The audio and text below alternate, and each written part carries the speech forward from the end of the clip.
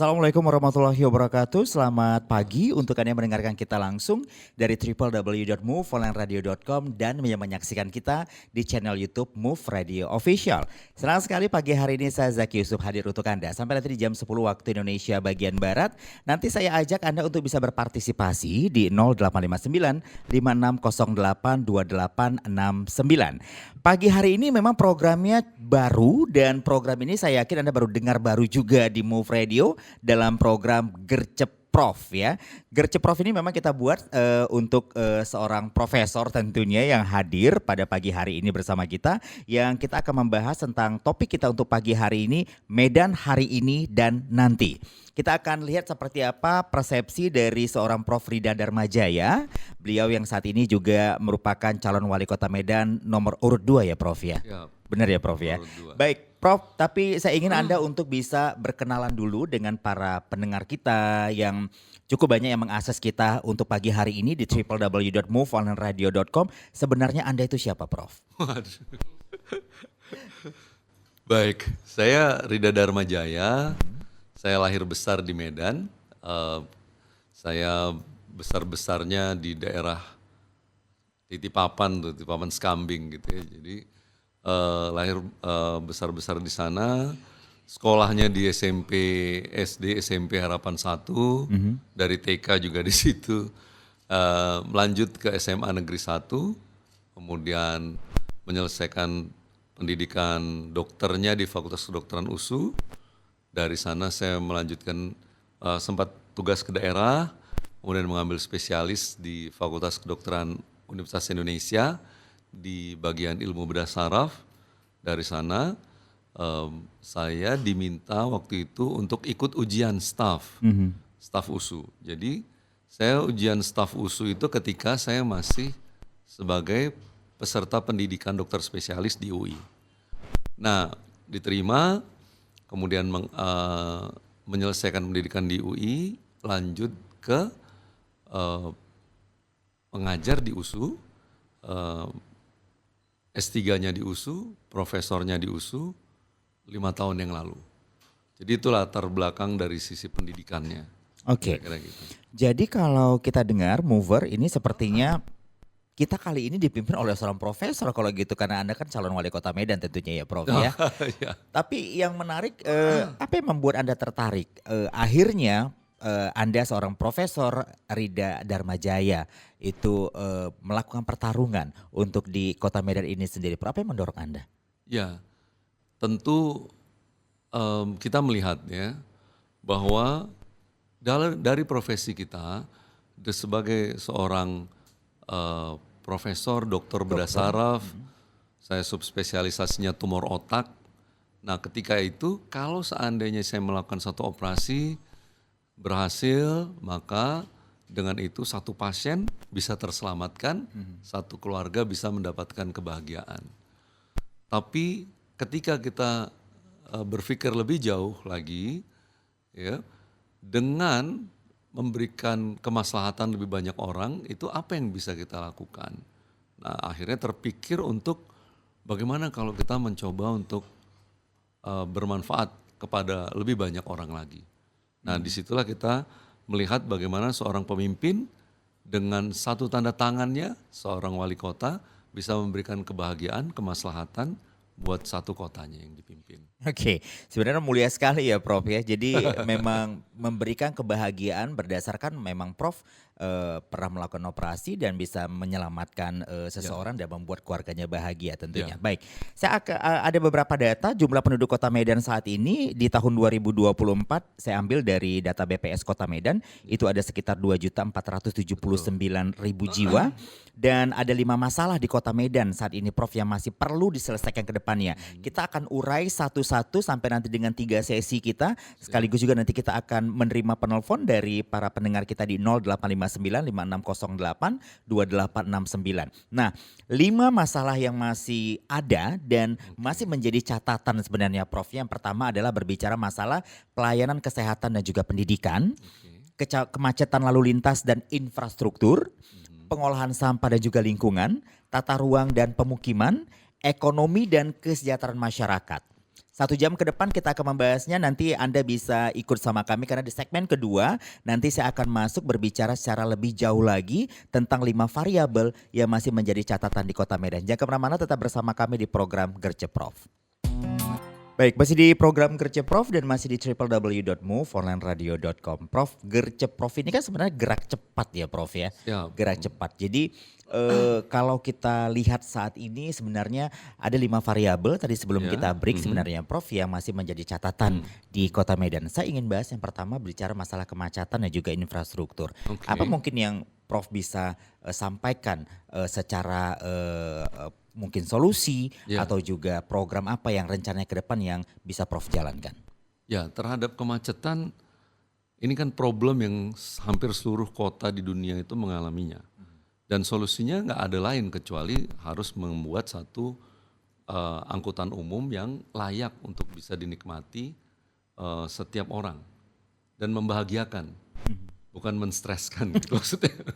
Dia membahagiakan. Membahagiakan bagi penumpangnya itu membahagiakan. Oke. Mereka bisa naik menikmati angkutan umum yang bersih, nyaman, ya, dan berhenti pada tempat yang benar, gitu kan.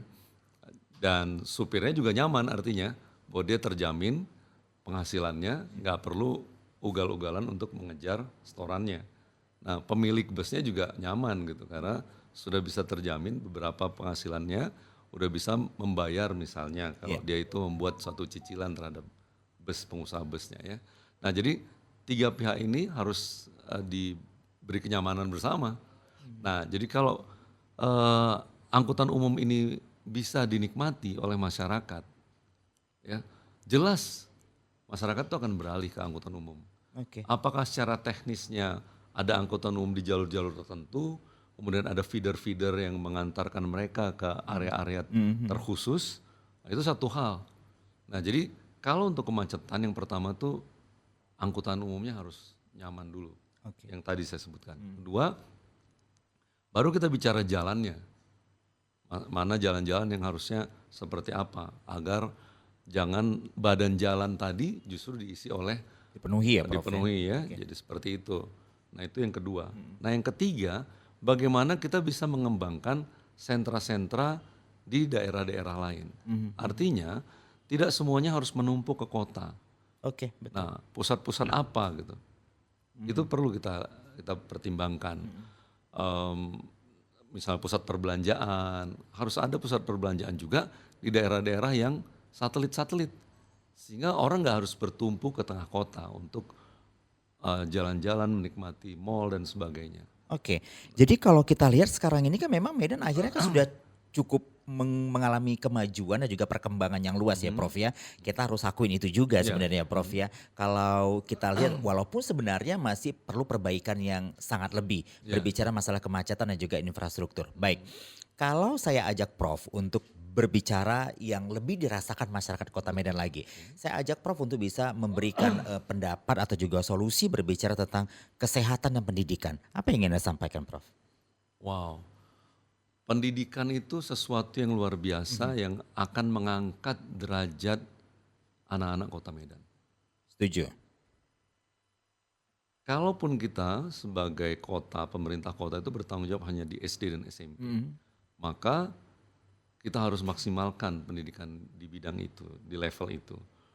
Yang pasti dari sisi fasilitas itu harus diperbaiki.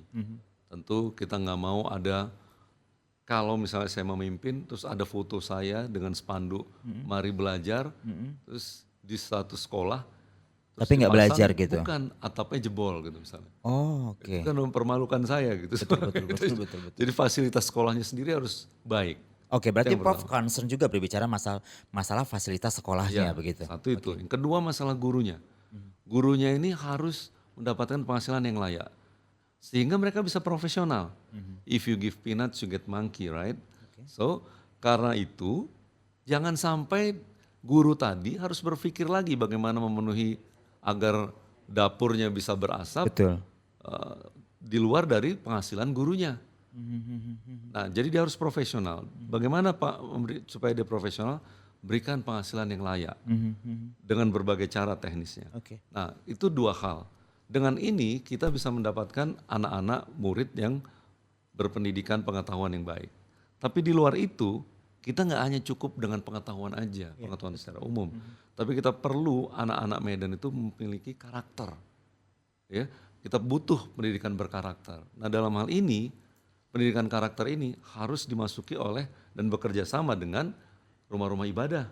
Oke. Apakah itu masjid, gereja, wihara, pura, dan lain sebagainya tadi. Bicara masalah pendidikan karakter ya Prof ya. Baik. Ya. Kalau Ananda itu tidak memiliki karakter, tentu dia gampang teralihkan. Artinya tidak punya satu mission yang kuat ya. Jadi dan itu dibutuhkan oleh sebuah negara. Karena kalau satu negara orang-orangnya itu tidak memiliki karakter, maka mereka akan gampang. Itu tantangan dari globalisasi. Betul. Nah, tapi lebih dari itu sebenarnya selain pendidikan karakter tadi, saya berharap kita punya pendidikan keolahragaan. Bukan anak-anaknya menjadi guru olahraga, bukan. Tapi maksudnya mereka juga mentitik beratkan olahraga itu menjadi bagian dari kehidupan mereka. Menjadi berolahraga sepak bola bagus, kempo, bela diri yang lain juga bagus, karate bagus. Tapi yang terbaik untuk tumbuh kembang anak itu adalah berenang. Jadi anak-anak kita itu harus punya kemampuan berenang pada level tertentu. Apakah tamat SMP dia harus lulus dengan bisa berenang. Nah, jadi ada olahraga khusus yang bagus sekali untuk tumbuh kembang anak-anak Kota Medan. Nah, dan yang terakhir, anak-anak Kota Medan itu harus punya cara berpikir global. Mereka bagian dari globalisasi ini. Oke. Nah, dengan itu mereka harus memiliki keahlian keterampilan berbahasa asing. Bahasa Inggris maksudnya. Saya kira itu. Baik, menarik sebenarnya Prof berbicara dengan Anda dengan begitu santai tapi cukup bisa banyak memberikan jawaban. Tapi saya tertarik berbicara masalah globalisasi karena tidak semua negara, daerah atau juga wilayah saat ini mampu mengcounter berbicara masalah globalisasi ini sendiri Prof. Tidak sedikit juga banyak di media banyak isu berbicara masalah sistem pendidikan yang masih kurang baik gitu. Sistem pendidikan yang masih lebih memberatkan si siswanya. Banyak hal sebenarnya. Anda menanggapi isu-isu ini juga nggak sih Prof? Ya, pasti kita menanggapi hal itu ya. Walaupun kita lihat bahwa sebenarnya Undang-Undang Dasar kita sudah menyampaikan bahwa itu hak ya untuk mendapatkan pendidikan yang layak. Dan itu harus diterapkan. Either kita harus memberikan pendidikan gratis untuk anak-anak SD dan SMP, saya kira itu sesuatu yang harus kita perjuangkan. Nah, itu yang harus salah satu yang kita perjuangkan. Dan mau nggak mau globalisasi itu mutlak bagi kita hari ini. Dan oleh karenanya faktor terpenting untuk kita masuk secara internasional itu adalah bahasa. Dan kita harus mampu, anak-anak Medan untuk mampu memiliki kemampuan berbahasa internasional. Oke, apakah mungkin nanti memberikan program kursus bahasa asing gratis gitu? Saya kira banyak sekolah-sekolah yang hari ini, walaupun itu masih didominasi oleh sekolah-sekolah swasta, yang memberikan pelajaran bahasa asing itu sejak masih TK bahkan. TK ya. Dan saya kira untuk anak SD kelas tertentu mulai berbahasa asing, katakan kelas 3 atau bahkan bisa lebih awal, itu udah pada saatnya saya kira. Oke, baik kita coba urutin lagi ya Prof ya. Jadi selain pentingnya pendidikan yang Prof katakan tadi, ini kan pasangannya juga nggak jauh dari yang namanya kesehatan ya Prof ya. Betul. Ya gimana kita mau berpendidikan baik kalau kitanya juga nggak sehat gitu loh Prof. Nah kita coba, saya ingin coba ajak Prof untuk bisa mengomentarin saat ini sebenarnya apa sih yang Prof rasakan yang terjadi isu-isu di Medan, khususnya berbicara masalah kesehatan Prof. Ya, hari ini kita selalu bicara keluar bahwa pasien-pasien itu berobat ke luar negeri. Iya, betul. Dan kita kehilangan devisa sampai sekian ratus triliun. Betul. Itu isu pertama. Dan isu nasional ya Prof ya. ya. Itu isu nasional. Pada hakikatnya ada dua isu besarnya. Tapi banyak saudara-saudara kita yang menggunakan UHC ini sepertinya kurang puas dengan UHC ini. Dan saya kira ini perlu diperkuat. Apakah plafonnya perlu ditingkatkan sehingga untuk masyarakat dengan kemampuan ekonomi yang sangat terbatas, menengah ke bawah, dan juga secara umum, karena UHC itu tidak memilih sebenarnya. Nah ini yang harus kita nanti pertimbangkan. dia menggunakan UHC, dia tetap mendapatkan pelayanan terbaik. Bahwa ada prosedur yang harus dilalui, itu silakan, tapi dengan prosedur yang benar. Oke. Bicara gerak cepat ini kan bukan PR 1-2 hari sebenarnya berbicara masalah kesehatan ini kan. Seperti UHC yang kata Prof tadi, walaupun memang sudah dijalankan tapi memang masih kurang mulus kali ya Prof ya. Apakah Anda yakin ini bisa terrealisasi, terintegrasi sehingga apa yang menjadi masalah masyarakat di Kota Medan, masalah kesehatan ini akan menjadi selesai gitu Prof? Oh, sangat bisa sebenarnya. Hanya memang kita harus berpikir dengan cara yang berbeda. Itu dia. UHC di satu sisi ya. Tadi kita masyarakat Kota Medan sebagai yang kita berikan pelayanan, kan itu. Tapi pada hakikatnya masyarakat Kota Medan tadi Masnya udah nyampein, kita ada 2.400.000 sekian Iya, jiwa. Nah, berapa banyak asuransi di Indonesia yang mempunyai pelayanan terhadap 2 juta sekian, 2,4 juta sekian tadi? Betul. Itu kan sangat sedikit asuransi yang mempunyai nasabah sampai demikian banyak. Nah, artinya sebenarnya kita itu bukan hanya bisa bekerja sama dengan BPJS untuk melaksanakan UHC, tapi kita bahkan bisa memiliki BPJS-nya sendiri. Kita memiliki badan itu yang mengelola itu, dananya dari kita, kita yang mengelola Secara mandiri. Oke. Dan itu bisa dilakukan. Dan itu sangat memungkinkan sekali nggak Prof? Sangat memungkinkan. Tapi memang kita jadi kerjanya lebih Ekstra ya. ekstra. Karena berarti kita akan punya perusahaan daerah atau BUMD yang secara profesional akan mengelola itu. Oke. Nah, itu satu hal. Iya. Di sisi lain, poin kedua adalah bagaimana kita memberikan pelayanan terbaik bagi masyarakat-masyarakat yang tidak berpikir tentang BPJS dan UHC. Masyarakat yang hari ini itu membutuhkan pelayanan primer yang mereka pergi keluar. Dan ini kita nggak memberikan wadah, tempat di mana mereka mau mendapatkan pelayanan itu. Benar. Dan pemerintah harusnya mampu untuk menyauti itu. Kalau pemerintah pusat tidak melakukannya, saatnya mungkin pemerintah daerah untuk membuat satu layanan primer yang sifatnya pelayanan yang sifatnya tadi itu standar internasional dengan layanan primer buat mereka-mereka yang mampu membayar.